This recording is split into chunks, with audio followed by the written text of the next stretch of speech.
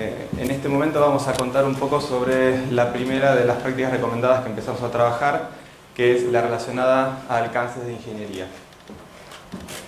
Primero les cuento cómo va a estar estructurada un poco la presentación. Vamos a tratar con un objetivo, luego vamos a hablar un poco sobre la metodología en que se trabajó y al final de la metodología, dentro de las conclusiones, vamos a contar un poco lo que es el resultado. La presentación la vamos a estar compartiendo con Pablo. La primera pregunta que sale de prácticas recomendadas de alcance es ¿por qué? Y hace un tiempo, en el año 2013,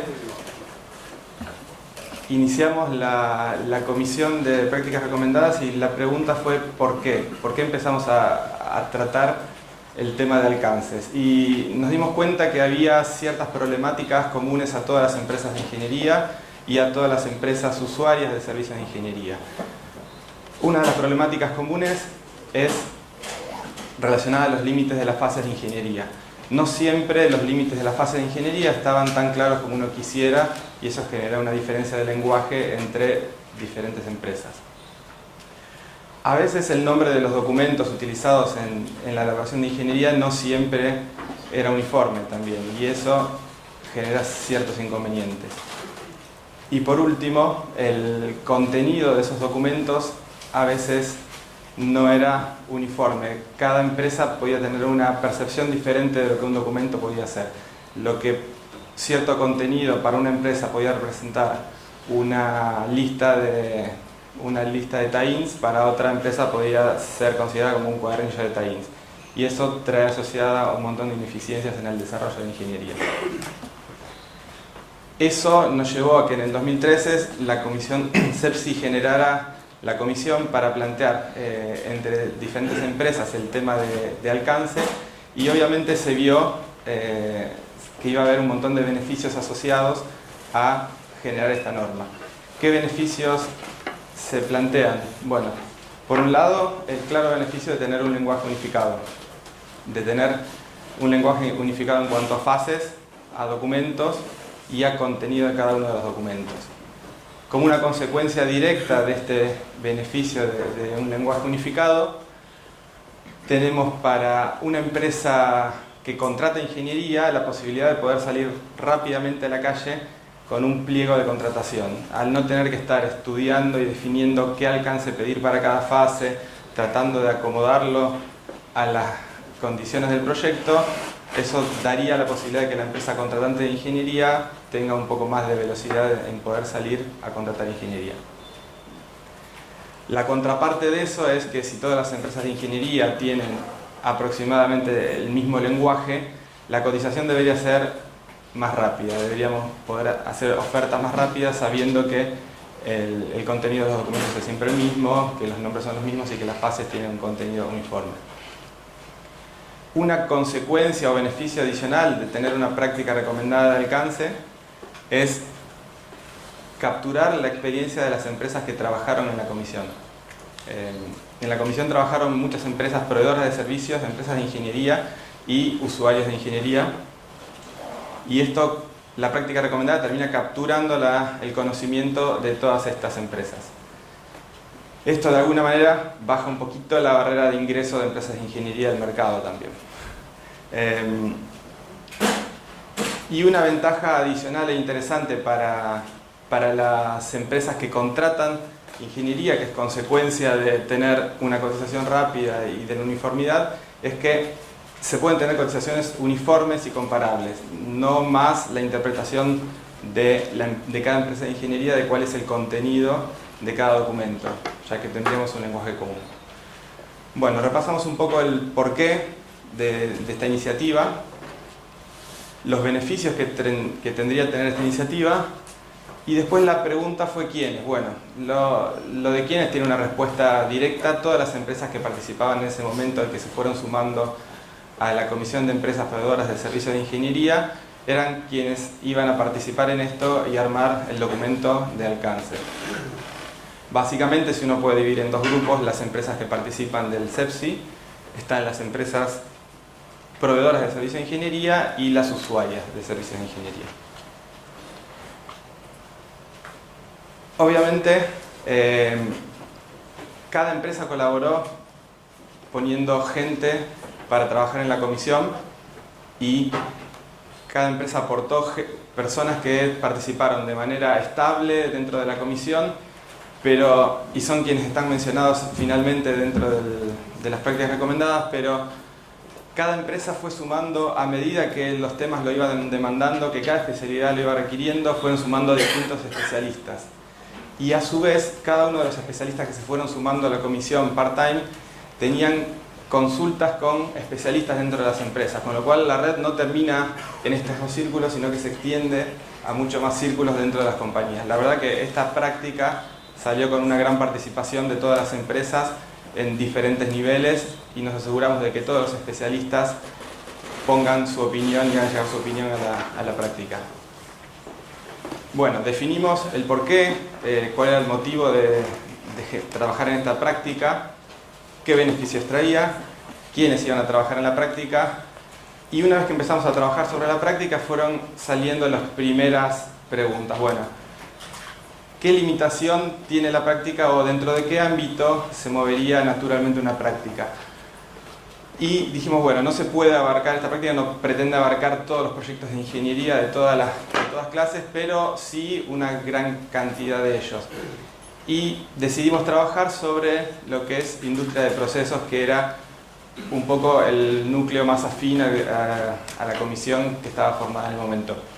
Ahora, tratando de ser un poco más explícito, ¿qué es una industria de procesos? De manera descriptiva, bueno, una industria de procesos es aquella que se dedica al procesamiento de hidrocarburos, gas, petróleo, petroquímica, químicos, alimentos.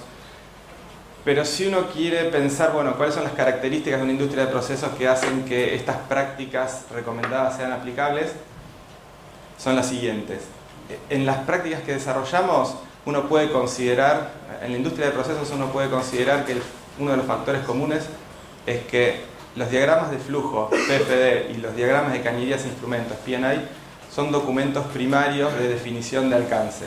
Uno puede mirar un diagrama de flujo y un P&I y tener bastante idea de cuál es la magnitud de la planta y del proceso que está en cuestión dentro del proyecto. Y otro punto relevante también que caracteriza la industria de procesos a la cual está orientada en principio esta norma es la relevancia de los equipos, tanto los equipos de procesos, tanto químicos, mecánicos, dentro del costo de una planta, y que estos equipos tienen una cantidad de cañerías, instrumentación y control asociada. O sea, estas son las consideraciones que hacen, que más o menos marcan cuál es la zona de trabajo típica de esta práctica recomendada. De todas maneras, un montón de diferentes industrias replican parte de estos conceptos, con lo cual no necesariamente esta práctica se limita a esto.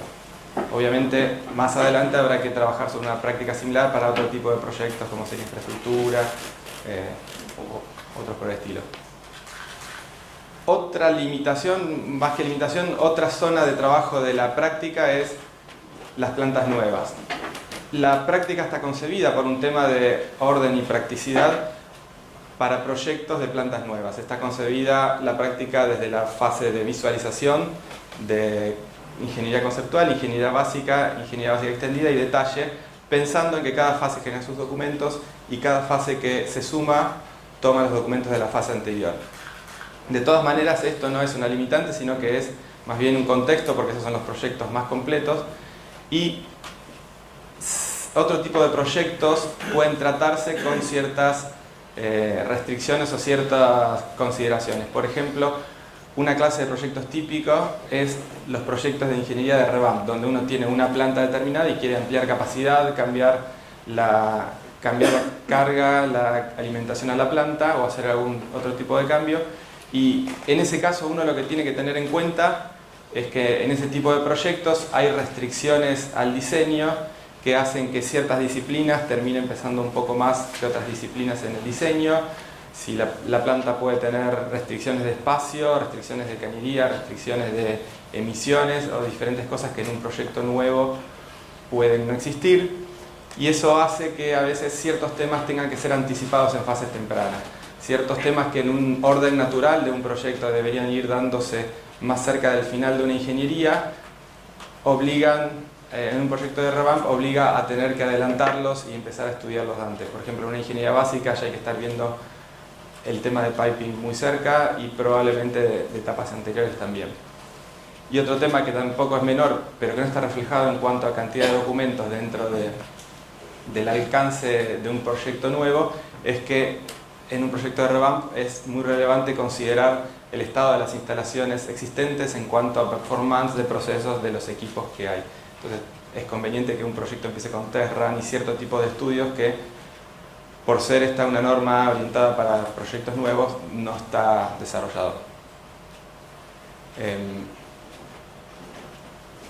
Bien, hasta aquí hicimos un breve repaso de lo que era el origen, cómo encaramos esto, dentro de qué ámbito se maneja la norma y quiénes participaron en desarrollarla.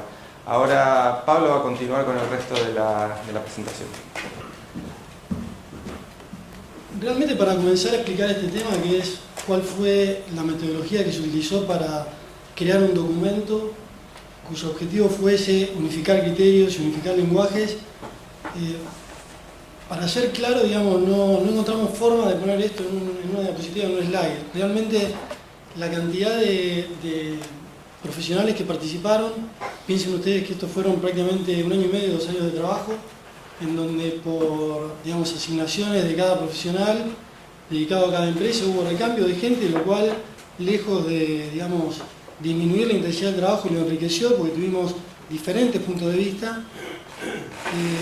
Creo que es importante que todos, digamos, transmitirles a ustedes, quizás es uno de los objetivos de la charla, lo nutrido que fue el grupo y la forma en que se encaró cada tema, ¿sí? Imaginen ustedes, como comentó el ingeniero Ferriño, hubo oportunidades que teníamos 15, 20 profesionales y teníamos que discutir temas, por ejemplo, como el contenido de un documento en una determinada fase de ingeniería. Esto, además del tema en sí mismo, y si bien, como comentaba el ingeniero Wegner, estamos bastante alineados dentro de las empresas proveedoras de servicios de ingeniería y los usuarios, cada empresa tiene su propia terminología, su propia forma de hacer los trabajos o nomenclatura, incluso la distinta forma de llamar a las distintas categorías de los ingenieros. Con lo cual, fueron temas interesantes de abordar y muy enriquecedores, con lo cual, bajo ese marco, bajo esas condiciones de borde, hablando en forma de ingeniería, digamos, fue que se realizó esta práctica recomendada, cuyo objetivo, otra vez, es crear un lenguaje, facilitar el entendimiento y que no solo un trabajo pueda ser continuado por otra empresa, sino que tanto los usuarios como los proveedores entiendan perfectamente y tendiendo a que sea unívoco cuál es el contenido de lo que se está solicitando y cuál es el contenido de lo que se está realizando. Habiendo hecho esta reseña, les comento un poco entonces cómo se fue realizando el trabajo. Durante las primeras reuniones se trataron de encontrar temas comunes para empezar a analizar e incluir en este documento, en esta serie de recomendaciones. Hubo fundamentalmente 3-4 temas que vimos que eran comunes al desarrollo del trabajo de los servicios de ingeniería. El primero era el grado de definición, ¿sí?, que uno logra con un determinado servicio de ingeniería. Luego la metodología que utiliza para realizar los entregables que contienen ese servicio de ingeniería.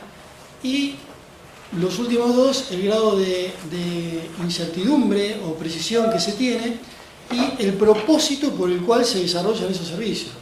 Es decir, uno no debe de perder de vista, digamos, cuál es el propósito para el que está desarrollando ese trabajo. Si bien hay un propósito dependiendo de la etapa, como vamos a ver, las distintas fases de ingeniería tienen distintos propósitos y hay propósitos secundarios que surgen en función del tipo del proyecto y del tipo del lugar y del tipo del momento. Sumado a esto, vimos que había temas comunes, como ser la determinación de los costos de inversión asociados con los trabajos que se desarrollan.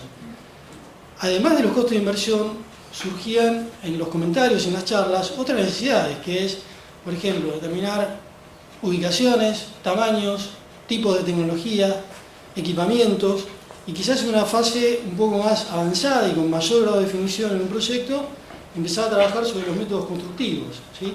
Cómo se va a hacer el proyecto, cuál es la secuencia, ¿sí? Y siempre esto vinculado con los temas ambientales y los temas de seguridad.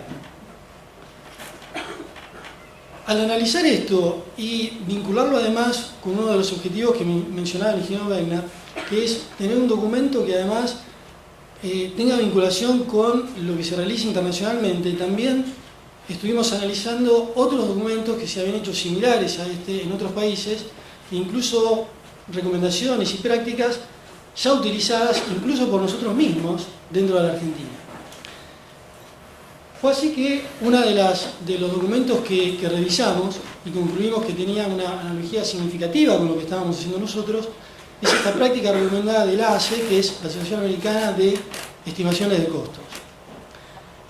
El ámbito de aplicación de esta recomendación es similar al ámbito de aplicación que le dimos a nuestra práctica recomendada, como explicó el ingeniero Cristófoli, es decir, industria del proceso.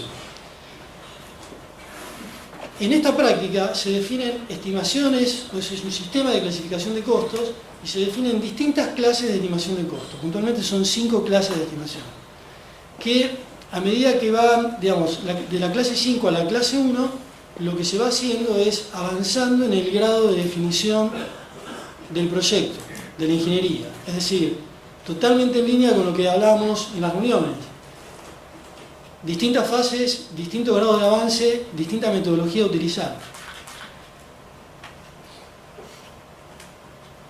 Esta práctica, como les mencionaba, define 5 clases. Cada una de esas clases tiene un grado de definición del proyecto y un nivel de incertidumbre.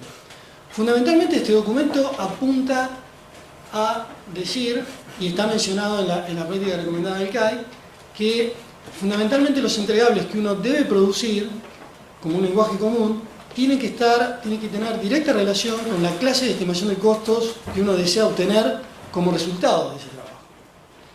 No obstante, hay otros temas, además de la clase de estimación de costos, que en función de la clase, de la fase de ingeniería en la cual se esté trabajando, suelen tener importancia. Puede ser determinación de materiales, la ubicación, el tamaño, o quizás la compra de algún equipamiento que por su plazo de fabricación, el lugar donde se compra, el tiempo de envío u otra característica, lo hagan realmente importante cuando uno ve el plazo del proyecto.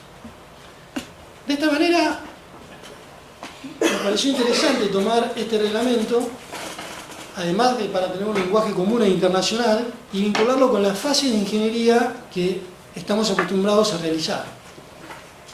De esta manera se definieron 5 fases de ingeniería, cada una de ellas asociada con una clase de estimación de acuerdo a lo definido en esta práctica recomendada del ASE. Las 5 fases son visualización, ingeniería conceptual, ingeniería básica extendida e ingeniería de detalle. Como podrán ver, cada una de estas fases, a medida que voy bajando, lo que se va haciendo es avanzando en el grado de definición del proyecto.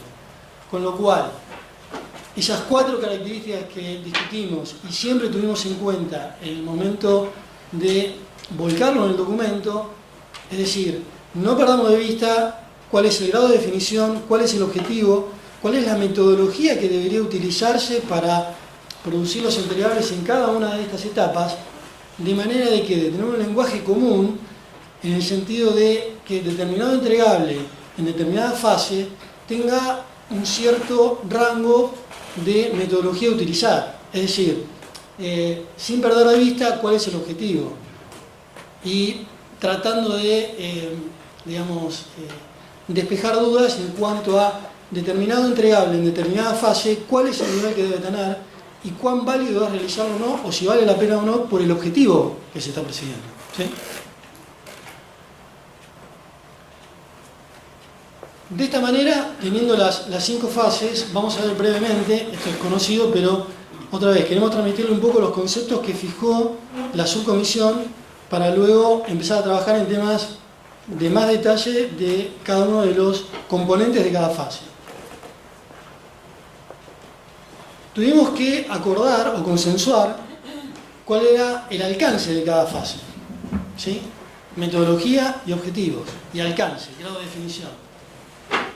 Para ello, como mencioné anteriormente, el punto principal era la clase de estimación de costos. Es decir, teníamos que definir cuáles eran los entregables asociados a cada fase para poder tener una clase de estimación de costos de acuerdo al rango de incertidumbre que estaba definido en la norma que mencionamos anteriormente. Ese es el núcleo de la definición. Pero además de eso, no teníamos que perder de vista que el diseño también, en una determinada fase, tiene que tener entregables que permitan, si es que así se requiere, determinar necesidad de equipamientos o materiales o compras, ¿sí? En determinadas fases, si bien nosotros hacemos ingeniería, pero lo vamos a ver con otras subcomisiones también del CAI, que hay una vinculación permanente con la parte de suministros, ¿sí? Muchos de nuestros entregables permiten gestionar suministros, dependiendo de la fase, y quizás también relacionado con la estimación de costos, uno debe producir entregables que permitan la compra o la definición de cierto equipamiento, ¿sí? Veamos ahora conceptualmente cuál fue el objetivo que fijamos para cada una de las 5 fases de ingeniería. Para la visualización, comúnmente llamada como estudio de factibilidad, fundamentalmente lo que consensuamos es que lo que se hace es estudiar la oportunidad de negocio y la capacidad, el desarrollo de la inversión. Se estudian distintas alternativas técnicas, distintas capacidades y distintas ubicaciones, ¿sí? En esa etapa. Como muchos de ustedes conocen, pero también fue algo que tuvimos muy en cuenta en la subcomisión, es qué documentos produzco en una fase que dan lugar al desarrollo de la fase siguiente, ¿sí? La segunda fase, la ingeniería conceptual, lo que hace es seleccionar la opción más conveniente de las técnicamente viables que se vieron en el estudio de visualización. Ya aquí se realiza una viabilidad técnica y económica de las alternativas que se plantearon en la factibilidad. Se crean las pautas para el desarrollo futuro y para las futuras fases de ingeniería, y se comienza con las bases de diseño y las especificaciones generales del proyecto, ¿sí? La ingeniería básica lo que hace es completar el alcance de la alternativa seleccionada en la ingeniería conceptual, determinar ya cuál va a ser el alcance del proyecto, estudiar e incluir dentro del análisis los aspectos medioambientales y de seguridad, y ya determinar especificaciones y selección de materiales. Otra vez, estas son, digamos, guías que nos propusimos dentro de la subcomisión, pero entenderán y sabrán ustedes perfectamente que hay mucha flexibilidad entre fases, que puede darse el caso que en determinado proyecto alguna de estas fases no se presente y que haya necesidad de generación de documentos en una fase temprana, cuando a lo mejor en la práctica recomendada lo indica en una fase posterior. Pero, a ver, lejos de ser un documento cerrado, esta práctica recomendada, si algo tiene, es una posibilidad muy cierta de enriquecerse con la difusión y la discusión, ¿sí? Como mencionó el ingeniero Cristófoli, tiene un ámbito de aplicación, en principio en la industria de procesos, pero seguramente a medida que se extienda o se extrapole a otras industrias, se va a enriquecer y seguramente va a aportar nuevas ideas al ámbito de aplicación actual. La otra fase, la cuarta fase, es la ingeniería básica extendida, que lo que hace fundamentalmente es continuar y completar los entregables que se hicieron en la ingeniería básica y ya trabajar fuertemente en el PEP o en el plan de ejecución del proyecto. Se diseñan equipos e instalaciones, se realiza lo que se da de llamar el análisis de constructibilidad, es decir, cómo voy a materializar el diseño que estoy volcando en los entregables de ingeniería, y la definición, si es que corresponde en esta etapa, como comentaba antes, puede darse antes o no, la definición de los no-lead items, que son aquellos equipamientos, pueden ser también materiales, que ya sea por el lugar de origen donde se está comprando, el tiempo de envío, el tiempo de fabricación, hacen que su plazo, dentro del plazo del cronograma de un proyecto, pasen a ser significativos. La última etapa, que es la ingeniería de detalle, concretamente lo que se hace es llevar todos los entregables de ingeniería a una definición constructiva. O sea, ¿cuál es el propósito de esta fase? Volviendo a los 4 ítems principales, es el mayor grado de definición de un proyecto y obtener documentos que permitan construir el proyecto. Bueno, se analizan métodos constructivos, se definen fabricación y montaje, se producen documentos para fabricación y montaje, y también se establecen definición de ensayos y pruebas, obviamente de acuerdo con la solicitud del cliente y con la solicitud y con la demanda, digamos, de equipos o materiales que se estén incluyendo. Veamos ahora un poco cómo es la estructura del documento. Si algo nos motiva, además de varias cosas para estas charlas, es despertar un poco la necesidad de lectura de este documento, como mencioné antes, para que se conozca, se discuta y se enriquezca, y fundamentalmente esto va a ocurrir mediante el uso, ¿sí? Entonces, sin querer entrar muy dentro de lo que contiene el documento, nos pareció interesante mostrarles cómo está estructurado. El documento tiene una sección de consideraciones generales, que es un poco lo que explicaba el ingeniero Cristofoli, ámbito de aplicación, algunos aspectos particulares en cuanto a estudios especiales que corresponden a cada fase, a situaciones particulares de desarrollo de ingeniería, como mencionó el ingeniero Cristofoli, revampings y demás.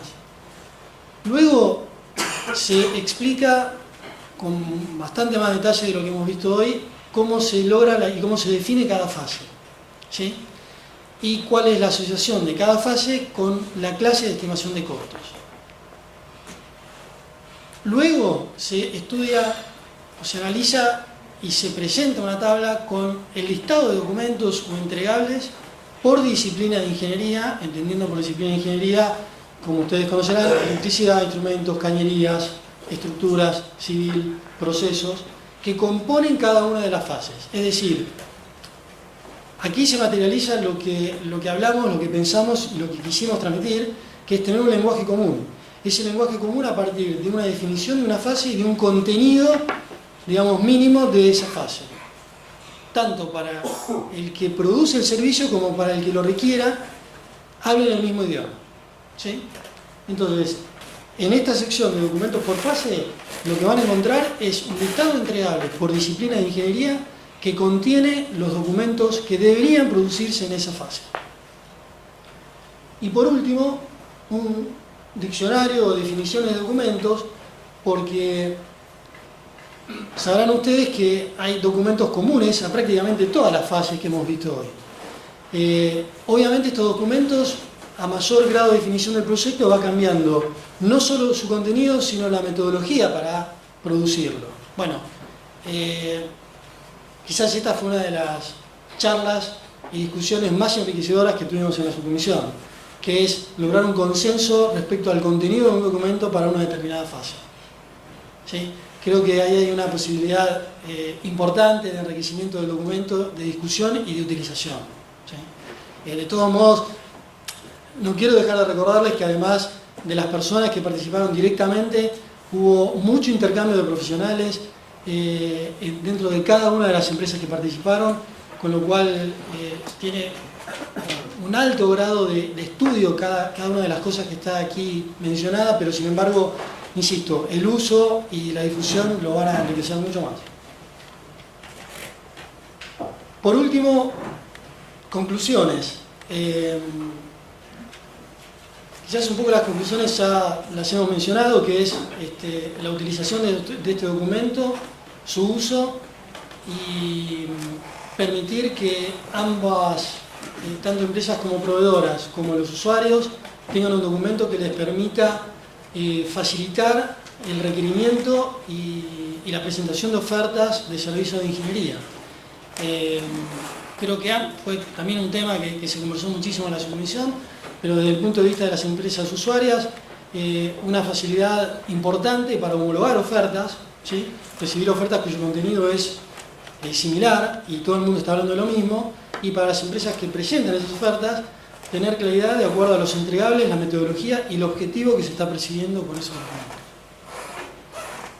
Vamos a ver luego que hay un desarrollo de interfaces entre los distintos trabajos que hicieron las diferentes subcomisiones dentro del CAI. Puntualmente vamos a ver en un ratito una interfaz que últimamente hemos observado y hemos empezado a desarrollar, que es la interfaz entre la práctica de alcance y la de seniority, que luego se va a explicar. Y como mencionaba el ingeniero Cristofoli, la extrapolación a otras industrias, como puede ser el caso de infraestructura. Bueno, creo que les queremos agradecer. Vamos a tener creo que nos da el tiempo para un espacio de preguntas. Así que bueno, desde ya muchas gracias y atentos a las preguntas.